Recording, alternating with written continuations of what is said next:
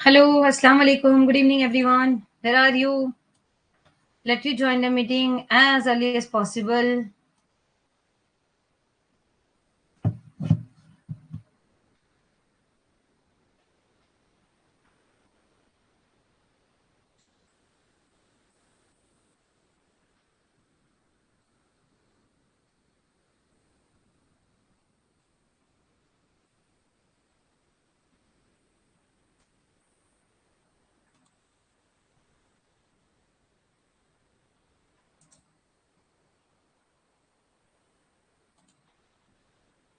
कौन कौन आ गया है?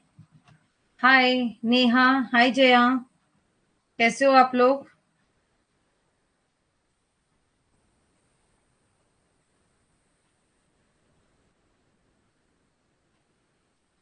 मेरा न्यू मोबाइल आ गया है।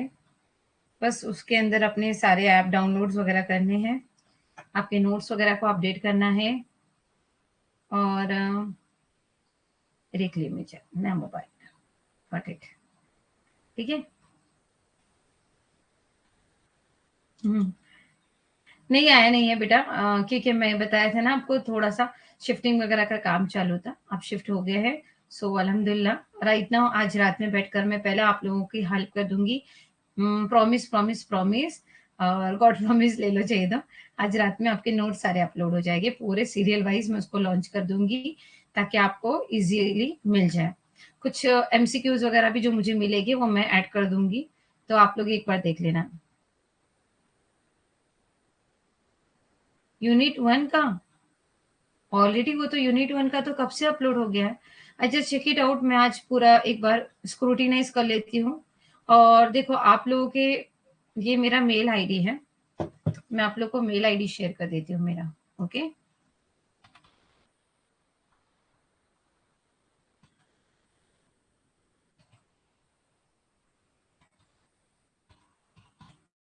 ओके। तो आपको अगर पर्सनली कोई भी क्यूरीज हो, क्यों नहीं मिला है आपको? जो है आपका वो कौन सा है? 6 मंथ वाला है, 1 ईयर वाला? हाँ अभिषेक, कहाँ थे आप?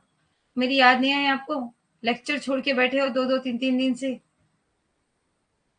अच्छा चेक इट आउट, देख लेती हूँ मैं क्यों पूरा है। डियर पूरा नहीं आया नहीं होगा।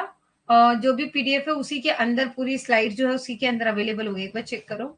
अगर नहीं है तो फिर मुझे बता दो, फिर मैं देख लेती हूँ। हाँ लेक्चर 8 हुए होंगे तो उसी के अंदर स्लाइड को 2 बार यूज हुआ होगा इसीलिए। ओके। एक बार आप क्रॉस चेक करो, नहीं है मैं देख लेती हूँ। बाकी यूनिट वन यूनिट टू का, हाँ यूनिट टू के अपलोड करना बाकी था। यूनिट सिक्स के अंदर भी 2-3 स्लाइड डालने बाकी है, लास्ट जो मैंने पढ़ाया था। Okay. So I know that कि हाँ ये बाकी है। हाँ यूनिट सिक्स का बाकी है।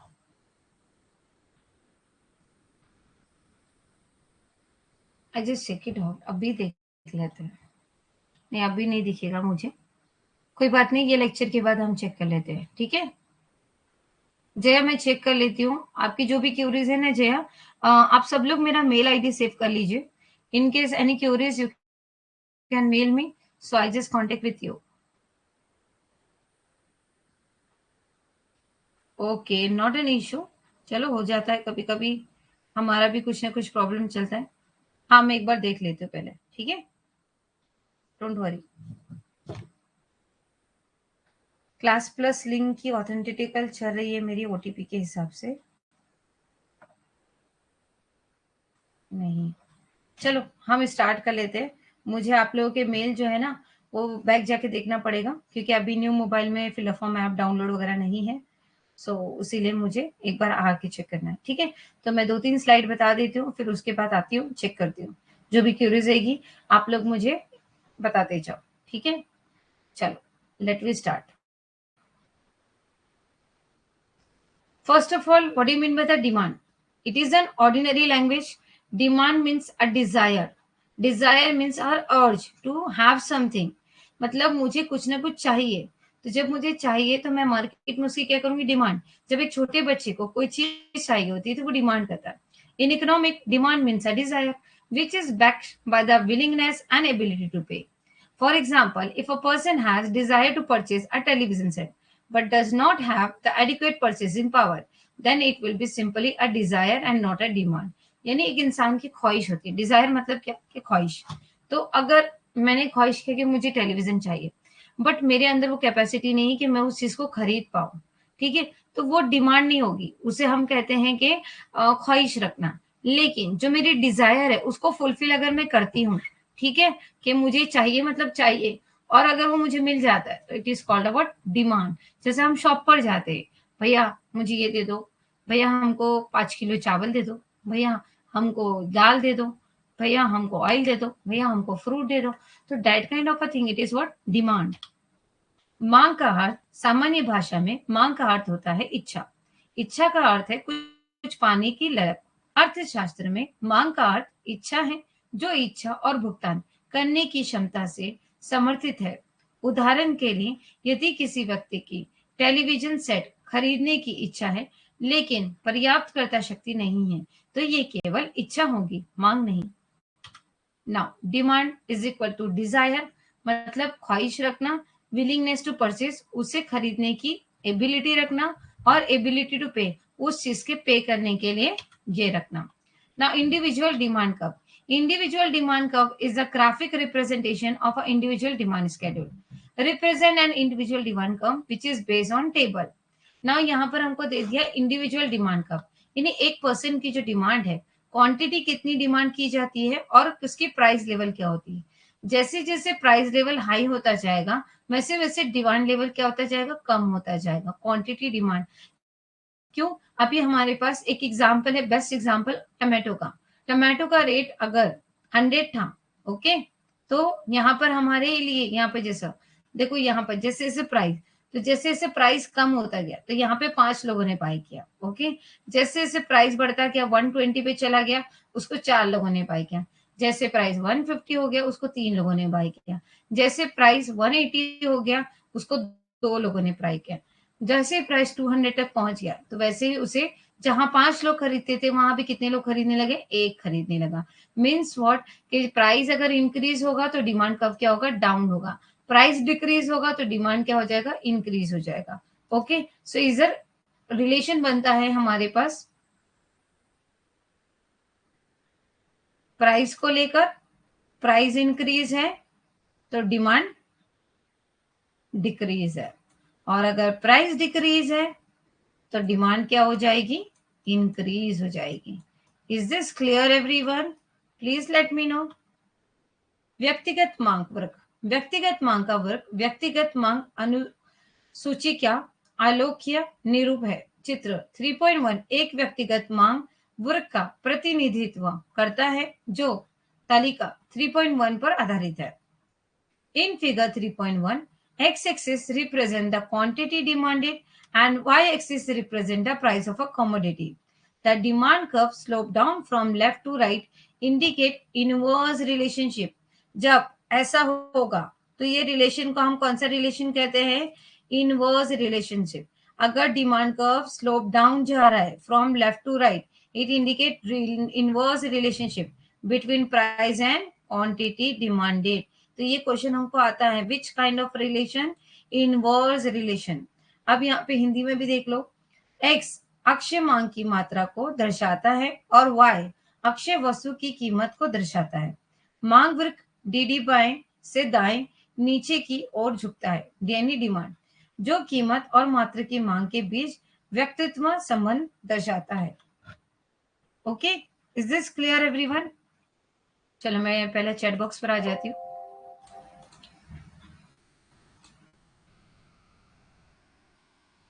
यस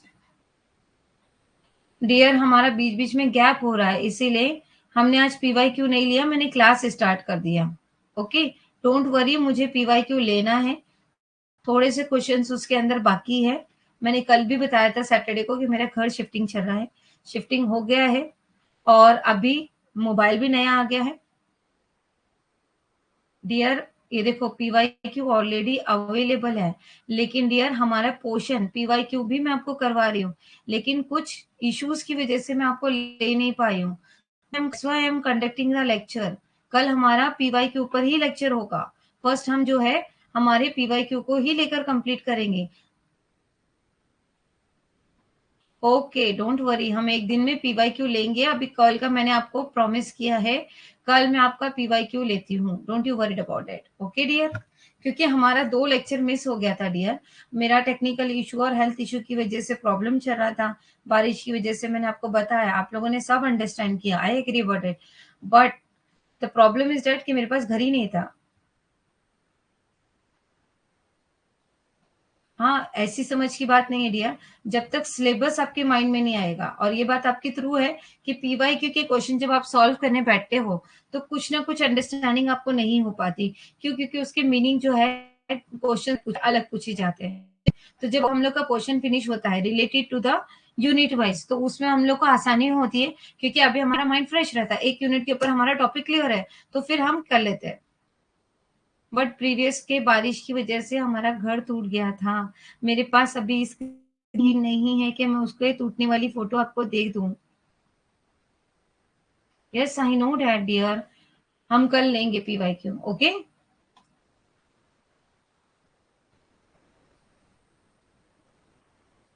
तो चलो, is this clear right now? Let we go ahead.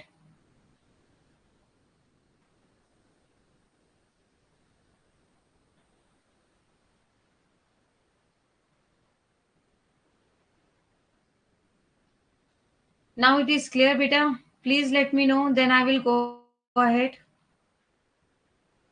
Yes, चलो। Market demand schedule.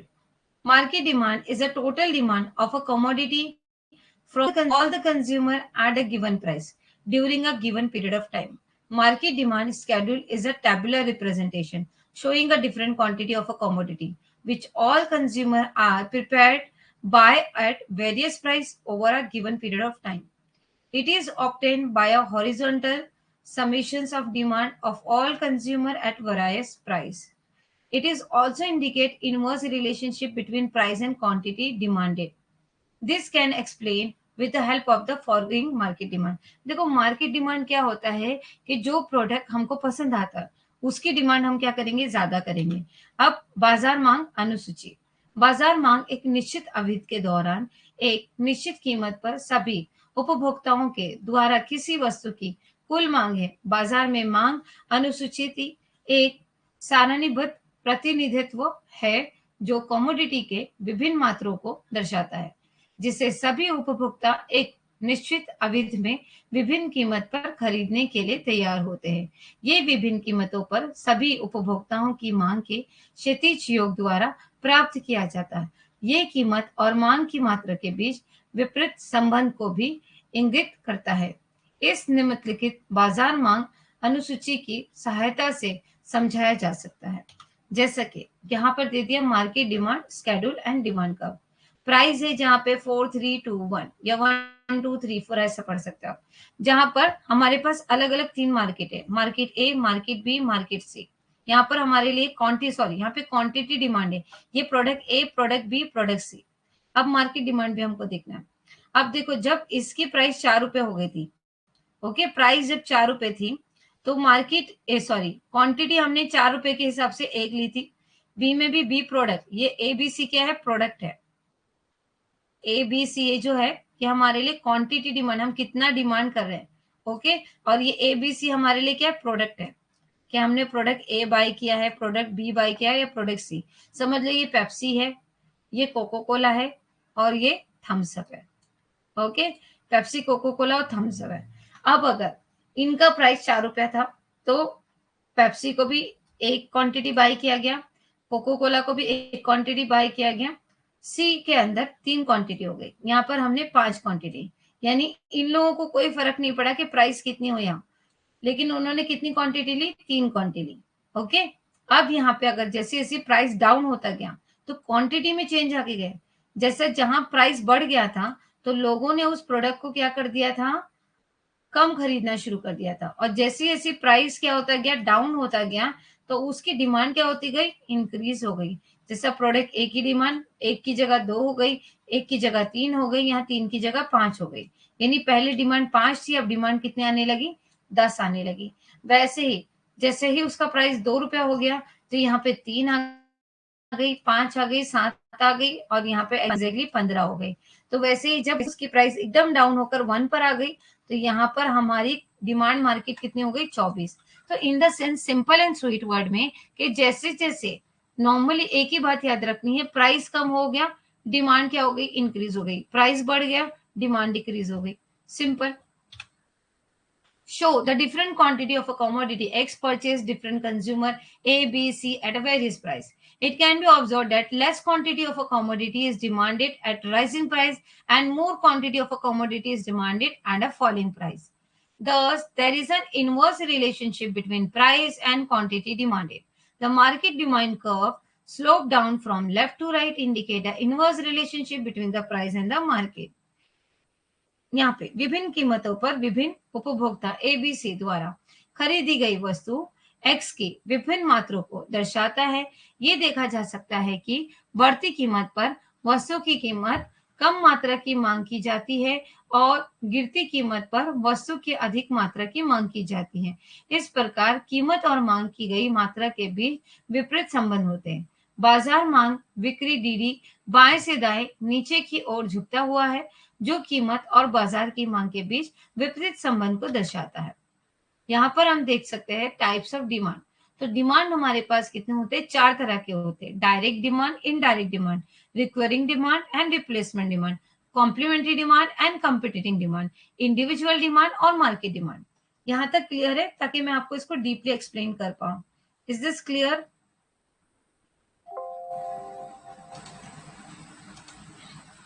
Please let me know it is clear.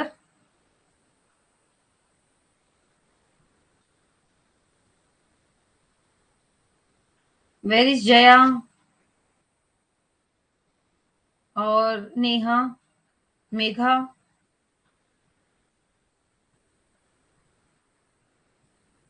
अस्सलाम वालेकुम मैम।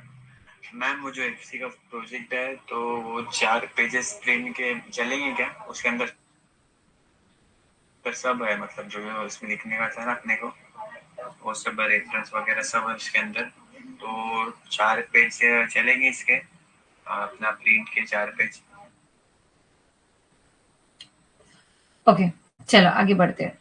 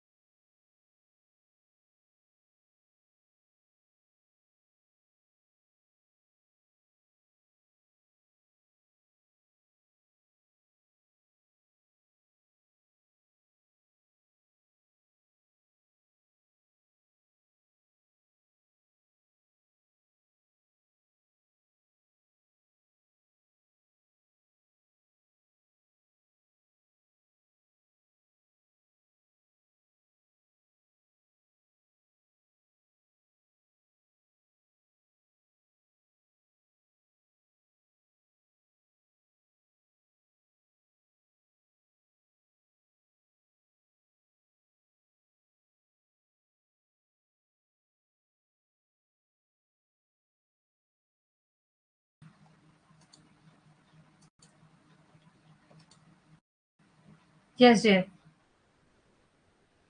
नेटवर्क नहीं चला गया था। मैंने आज लैपटॉप का चार्जर का जो बटन है ना, वो ऑन नहीं किया था, तो लैपटॉप ही क्लोज हो गया। तो चलो अभी मैंने ऑन कर लिया, डोंट वरी। या गुड इवनिंग ईशा। चलो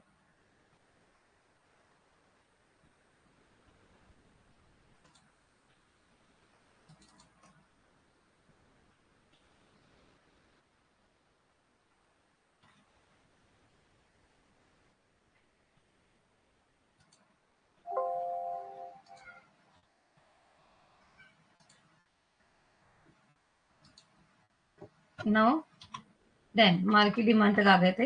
यहाँ पर हमने देख लिया था डायरेक्ट डिमांड, इनडायरेक्ट। तो चलो अभी आगे देख लेते हैं डायरेक्ट डिमांड क्या होता है। It is the demand by the consumer for goods which satisfy their want directly. They serve direct consumption need of a consumer. Thus, it is the demand of a consumer goods. For example, demand of clothes, sugar.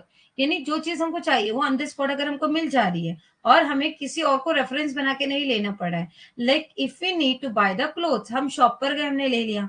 हमको Amazon पे cloth पसंद है, हमने ले लिया। Okay, so it is called what, direct demand. क्या आपने बोला कि मुझे ये वाली चीज पसंद है, मेरे लिए लेकर आना, या फिर ये वाले मार्केट में मिलेगा तो यहाँ जाकर ऐसे ऐसा लेकर आना? नहीं, मुझे जो चाहिए मैंने बोला, वहां से वहां डायरेक्टली मिल गया। Okay, so it is called about direct demand. Means प्रत्यक्ष मांग, ये उपभोक्ता द्वारा उन वस्तुओं की मांग है जो उनकी आवश्यकताओं को प्रत्यक्ष रूप से संतुष्ट करती है। वे उपभोक्ताओं की प्रत्यक्ष खपत जरूरतों को पूरा करते हैं। इस प्रकार ये उपभोक्ता वस्तुओं की मांग है। उदाहरण के लिए कपड़ा, चीनी आदि की मांग। Now अब आ जाते हैं what you mean by the indirect demand. Indirect demand is also known as a derived demand. It is referred to demand of goods which are needed for the further production. It is the demand for the producer goods. Hence, all factors of a production have indirect or direct demand.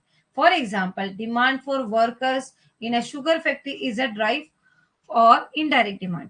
अब यहाँ पर जैसे कि हमने क्या किया, demand for the worker in the sugar factory, यहाँ पर हमको क्या चाहिए, डिमांड ड्राइव, यानी कोई चीज को ग्रोथ करने के लिए, डेवलपमेंट करने के लिए वी नीड अ हेल्प। अभी जैसा मुझे क्लासेस के लिए आप लोगों ने क्लास ज्वाइन किया, नोट्स बनाने के लिए या नोट्स अपलोड करने के लिए अगर मुझे जीतू सर लग रहे हैं, तो वो क्या हो गया, इनडायरेक्ट डिमांड। यानी अगर आपको मुझसे नोट्स मांगे, आपने आज मांगा, कल मांगा, मैंने नहीं दिया, आपने जीतू सर को बोला, तो it is called what, indirect demand. It is called indirect. Okay, now complementary, joint demand, when two or more goods are demanded jointly to satisfy the single want.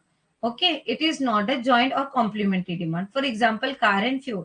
यानी अगर हमको कार है, कार हमारे पास available है, तो अगर हमको fuel चाहिए, तो फ्यूल क्यों चाहिए, क्योंकि वो कार चलानी है। बाइक हमारे पास है या स्कूटी हमारे पास है, तो अगर हमको स्कूटी चलाना है तो हमको कंपलसरी उसके लिए फ्यूल लगेगा। अब आप बोलोगे नहीं मैडम बैटरी वाली भी आ गई, तो बैटरी के लिए चार्जिंग भी लगेगी। सो इट इज कॉल्ड व्हाट, कि एक चीज का दूसरे चीज के साथ डिपेंडेंट होना है, यानी एक चीज दूसरे चीज के बिना नहीं यूज में आ सकती। It is called a complementary और joint demand. Now, composite demand, the demand of a commodity which can be put to the several uses. It is known as a composite demand. For example, electricity demanded for the several uses such as light, fan and washing machine. मैंने electricity की जगह पर आपके लिए अच्छा example दिया wifi का। अगर हमारे घर में वाईफाई है ना, तो वाईफाई जो है हमारे भी काम आता है, मम्मी के काम आता है, डैडी के भी काम आता है, सारे घर वालों के लिए काम आ जाता है। तो एक चीज जो सारे लोगों को सेटिस्फाई करेगी, it is called what, composite demand. Is this clear, everyone? Please let me know. Yes. Indirect demand, पहले तो one product depend on the another product, it is called the one product depend on another product। नहीं मेरा बच्चा, पहले तो direct demand और indirect demand. Direct demand कि अगर मुझे कोई चीज चाहिए तो वो मुझे डायरेक्टली मिल गई। जैसा मुझे शुगर चाहिए तो मुझे शुगर डायरेक्टली मैंने मार्केट में गया खरीद लिया, it is called direct demand. अब इनडायरेक्ट डिमांड, मुझे शुगर फैक्ट्री में काम करने वाला वर्कर चाहिए, तो शुगर फैक्ट्री में काम करने वाला वर्कर, यानी अभी मेरी शुगर फैक्ट्री है, तो मुझे डायरेक्टली नहीं मिला। जब शुगर कब मिलेगी, जब वो वर्कर आकर काम करके जाएगा तब मिलेगी। It is called a what, indirect demand. Now आ जाता है कंपोजिट डिमांड या जॉइंट डिमांड, यानी कार और फ्यूल, तो कार और फ्यूल का एक दूसरे के साथ चलना, it is called a joint और composite demand. Is this clear? Please let me know now. चलो, where is Megha, where is Abhishek, Jaya और नेहा। जया का तो आ गया, नेहा का कहाँ है? Didn't get a reply from Neha.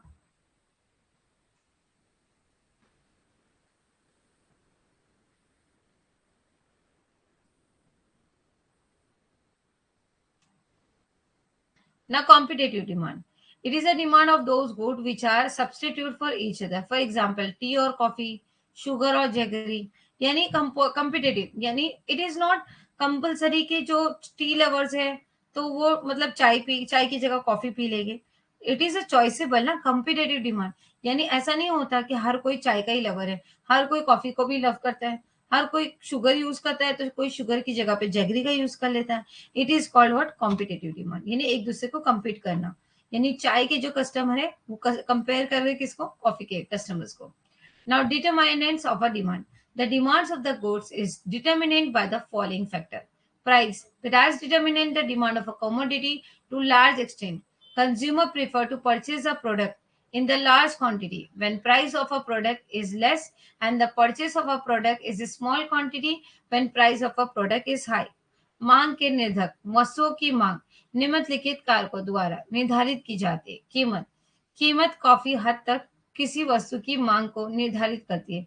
जब किसी उत्पाद की कीमत कम होती है तो उपभोक्ता बड़ी मात्रा में उत्पाद खरीदना पसंद करते हैं, और जब उत्पाद की कीमत अधिक होती है तो कम मात्रा में उत्पाद खरीदते हैं।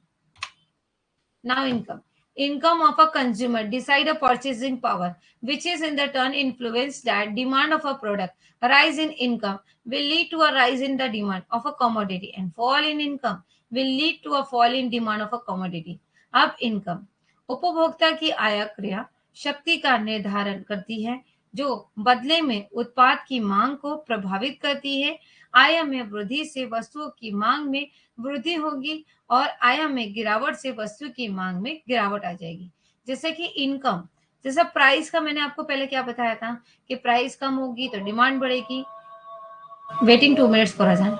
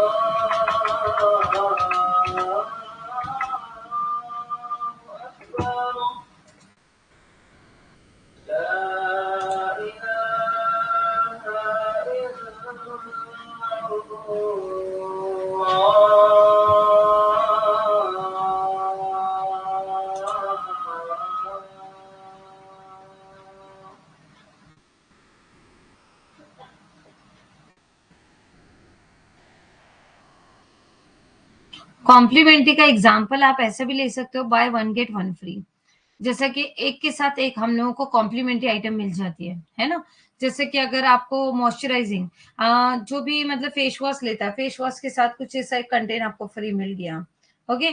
जैसा सोप के साथ डिश आपको फ्री मिल गई सोप रखने की, तो इट इज कॉल्ड व्हाट कि उसका उसके साथ डिपेंडेबल होना, ठीक है। अगर आपने देखा होगा तो बीच में सैवलॉन के साथ उसकी जो थी ना सोप के साथ उसकी सोप रखने की डिश जो आती है वो फ्री था, कॉम्प्लीमेंट्री, ठीक है।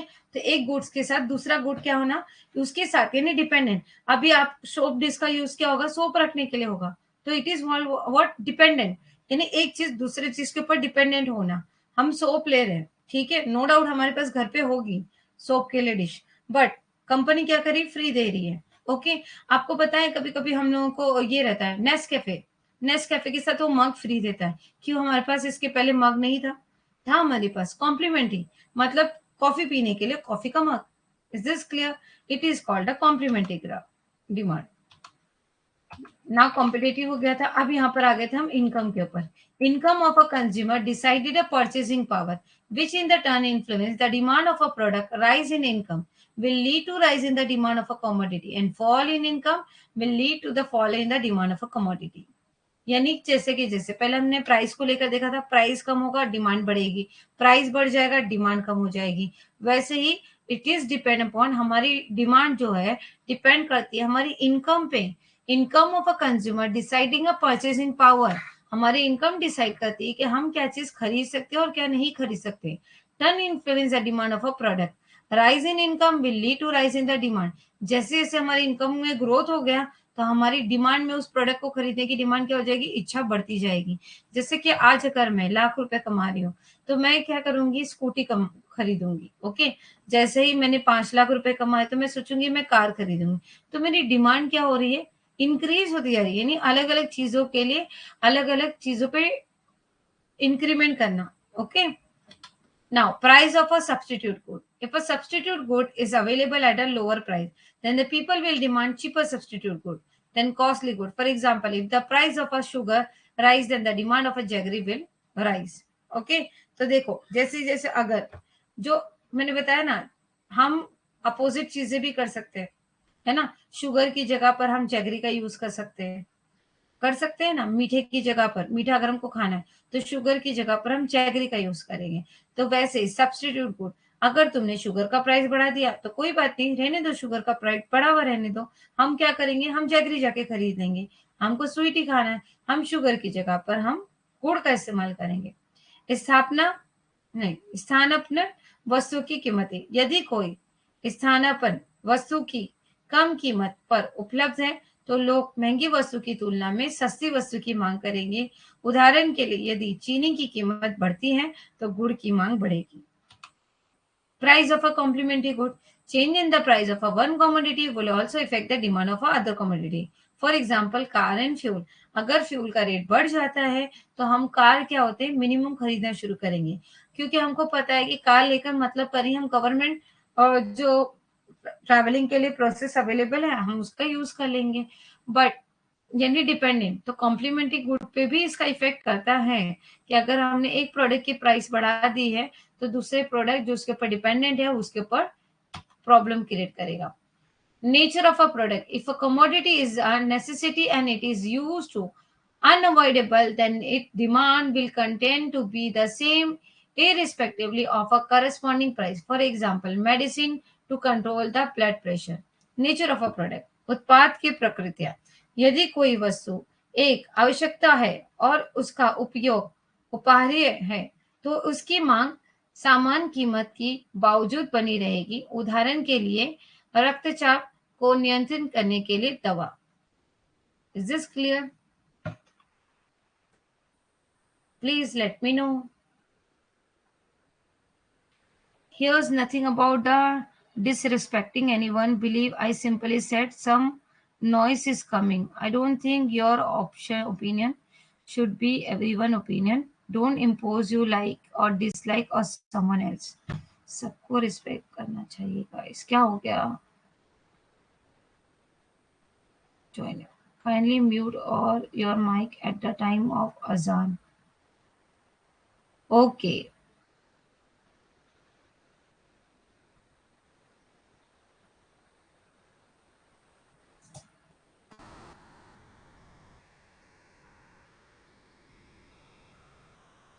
अरे अरे अरे, डोंट वरी, डोंट वरी। किसी को देखो, it is not say that कि मैं, ठीक है, हम इस बात पे बहस नहीं करेंगे, हम इस बारे को कुछ आगे नहीं लेके जाएंगे। हाँ, ठीक है, हम अगर किसी को कोई दिक्कत आ रही है, कोई परेशानी आ रही है, हम उस टाइम पे मेरा माइक सम टाइम के लिए म्यूट कर देंगे। Okay, don't you worry. वैसे भी तो म्यूट हो जाती हूँ, मैं खुद म्यूट हो जाती हूँ, तो I am doing. Megha, just close the topic over here. Okay, चलो, हम लोग अभी पहले कॉन्सेंट्रेट किस पे कर रहे हैं? हम लोग कॉन्सेंट्रेट करेंगे हमारे टॉपिक पर। ओके, सो चलो, don't be fight with each other. किसी का अपना ओपिनियन है, किसी की अपनी लाइफ है, ठीक है। देखो, किसी को लाइक होगा, किसी को डिसलाइक होगा, किसी को प्रॉब्लम होगी, किसी को नहीं प्रॉब्लम होगी। ओके, चलो, don't worry. Okay Megha, thank you so much to all of you. चलो, आगे हम बढ़ते हैं। यहाँ तक टॉपिक क्लियर है? आप लोग ये बहस में, मुझे क्या पता चलेगा कि आप लोग यहाँ पे बहस आपकी ये चली है। आप लोग यहाँ पे कॉन्सेंट्रेट करो। चलो आ जाओ, यहाँ पे कॉन्सेंट्रेट करते हैं, ठीक है।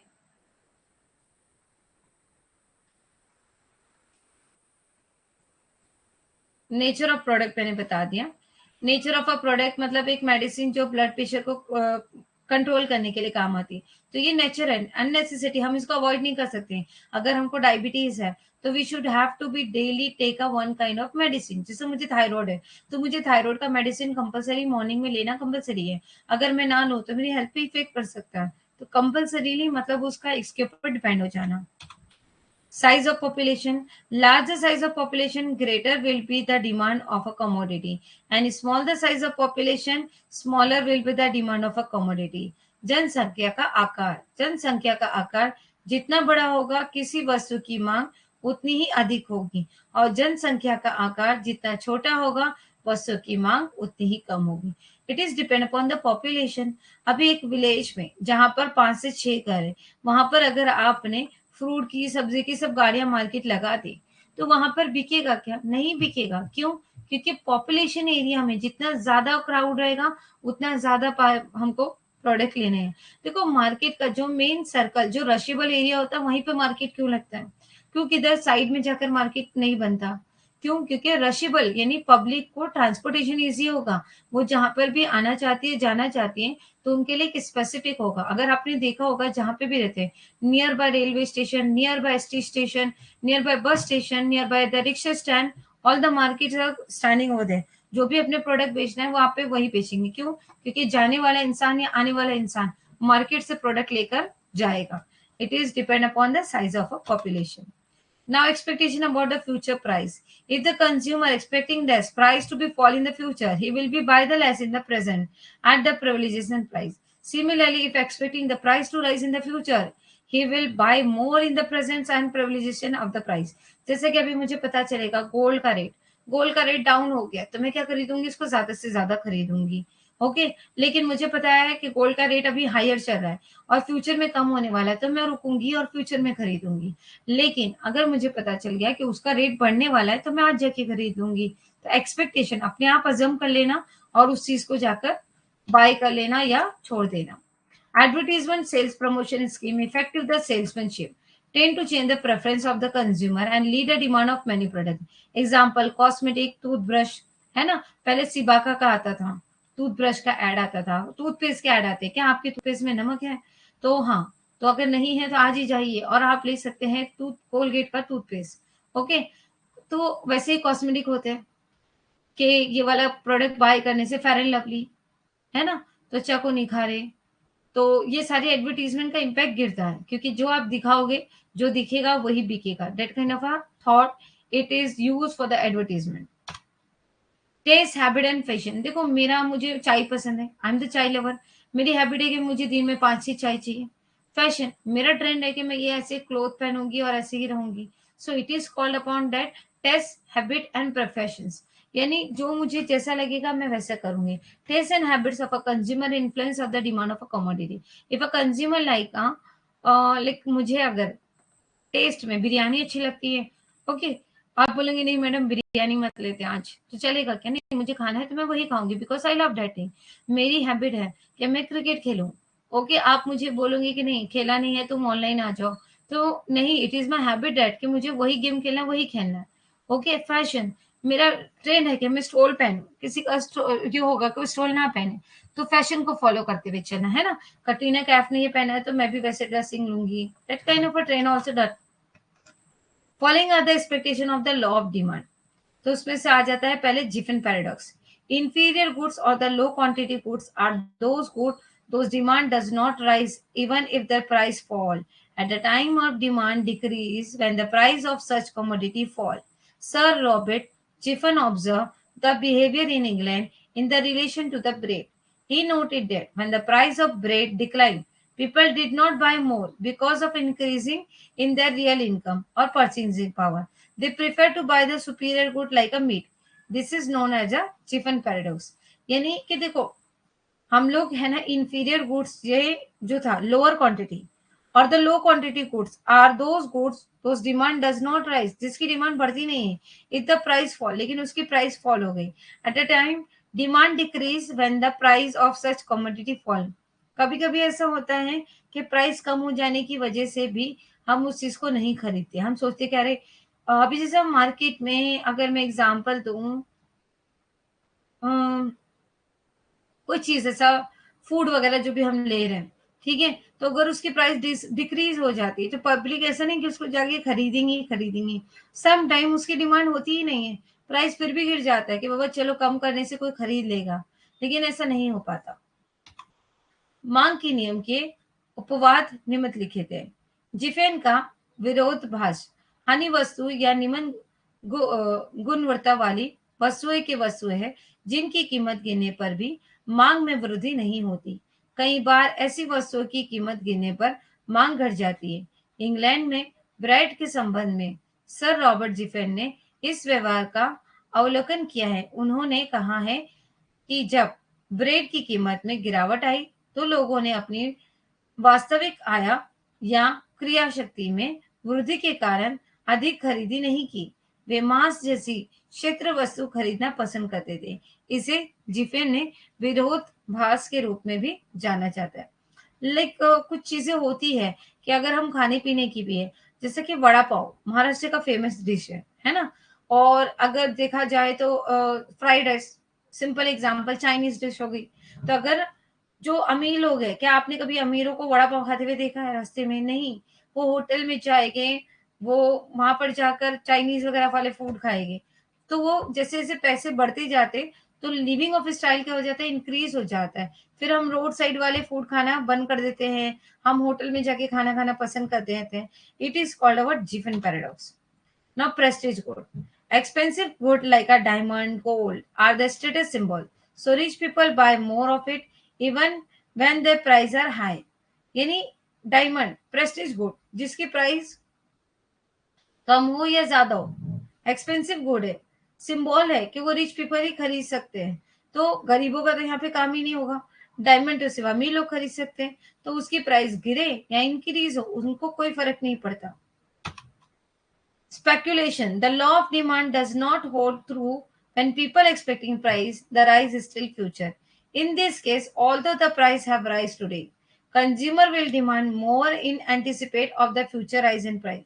For example, price of a oil, sugar tend to rise before Diwali. So people go on purchasing more at a higher price as they anticipate.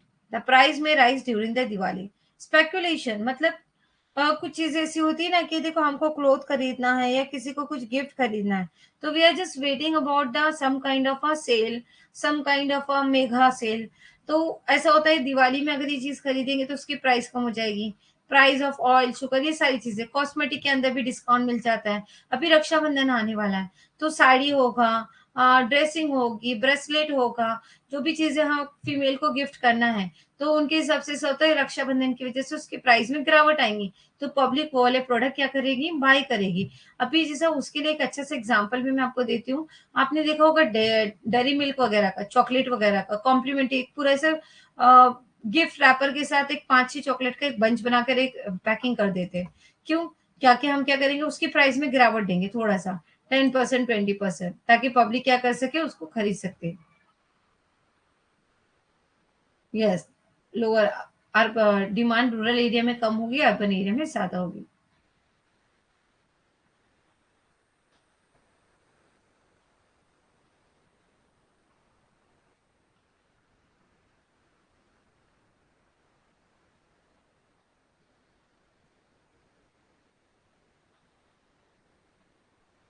Is this clear everyone?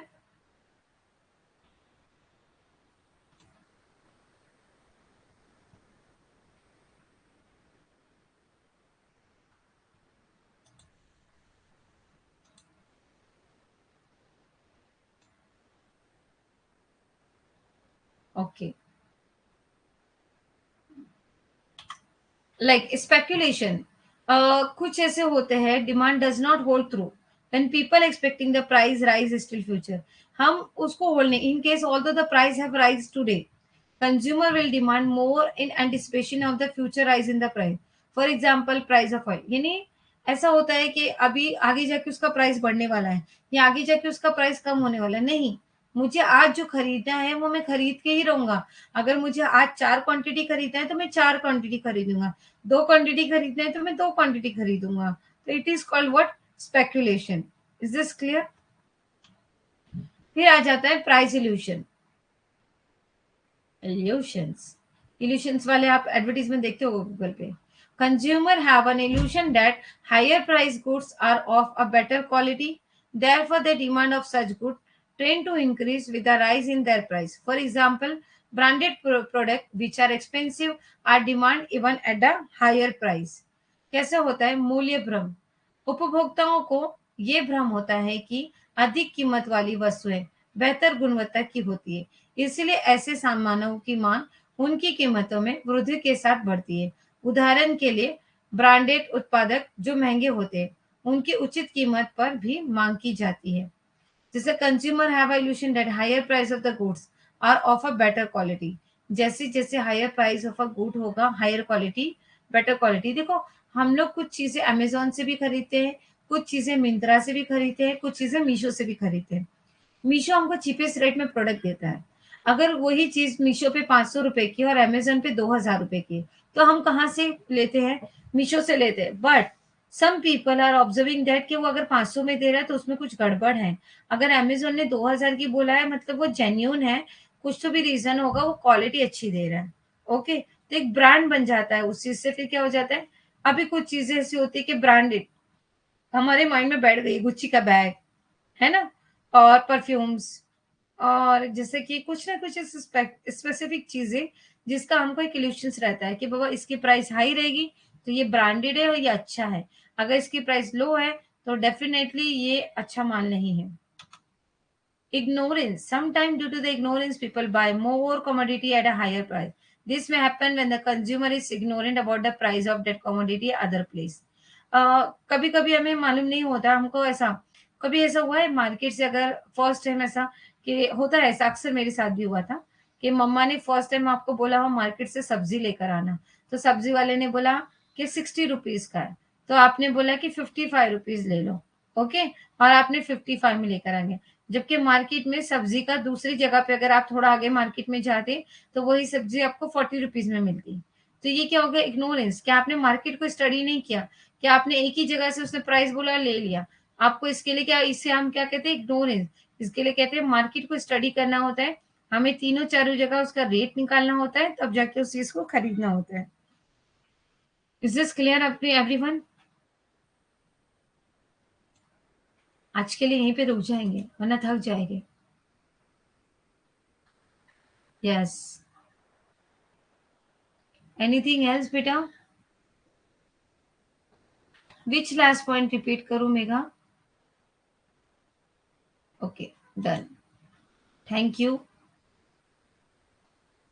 And now don't worry, आज मैं भी पहले जितने भी pending work है वो complete कर लूं। And sure sure sure mega, पहले हम ये पेंडिंग लेक्चर बाद में लेंगे, और श्योरली मैंने आपसे प्रॉमिस किया है कि कल मैं पीवाई क्यू लूंगी, तो मैं कल पीवाई क्यू लूंगी। Okay dear? हाँ डियर, अभी ही मैं अपलोड करवानी हूँ सारी चीजें, क्योंकि अभी मैं आ गई हूँ अपने घर।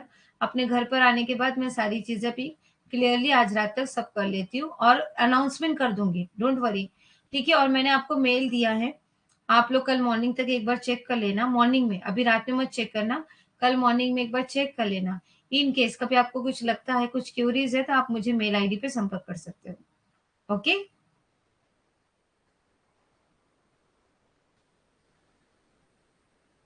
ओके जया, ओके अभिषेक, ओके ईशा। तो चलो आज हम यहीं पे स्टॉप करेंगे एवरीवन, ठीक है। Thank you so much for understanding and don't do argument next time. If any case of any problem please let me no, I try my level best. Yes मैंने किया है।